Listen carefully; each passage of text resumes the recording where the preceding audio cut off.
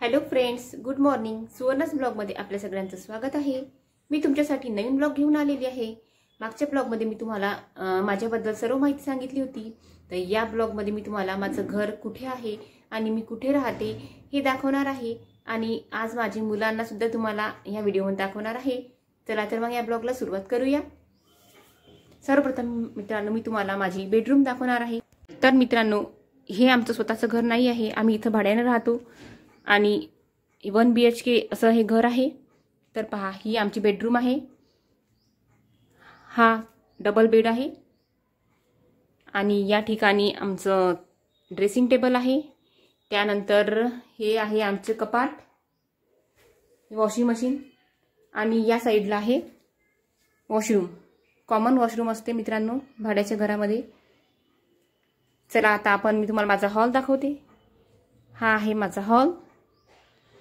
या ठिकाणी single bed ठेवलेला आहे आणि माझ्या बाळाचं इथं पाळणं आहे.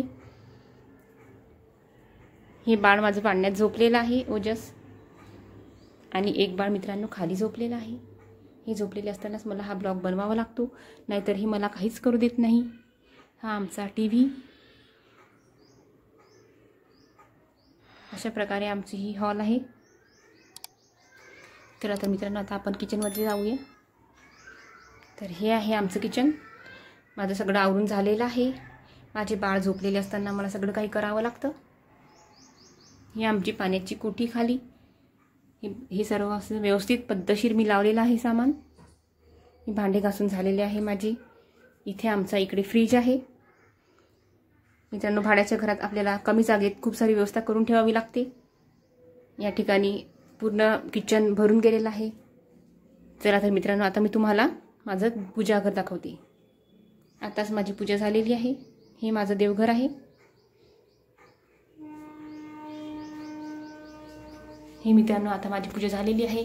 आणि आता हे तुम्हाला जे देव मंदिरात दिसत आहे ते माझे बाळ उठल्यानंतर पूर्ण मंदिर खाली करावं लागतं, कारण ते एकही देव त्यामध्ये ठेवत नाही. दिव्याला हात लावतील आणि सर्व पाळपूळ करतात. त्यामुळे मला हे सगळं उचलून ठेवावं लागतं. आता ते झोपलेले आहे, त्यामुळे माझी पूजा झालेली आहे आणि मी हे सगळं पूजा झाल्यानंतर उचलून ठेवणार आहे. तर हे आमचं असं मंदिर आहे मित्रांनो. तर मित्रांनो, या व्हिडिओमध्ये मी तुम्हाला माझं घर आणि माझे बाळ दाखवलेले आहेत.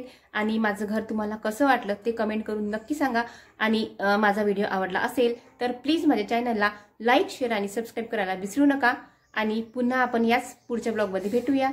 धन्यवाद.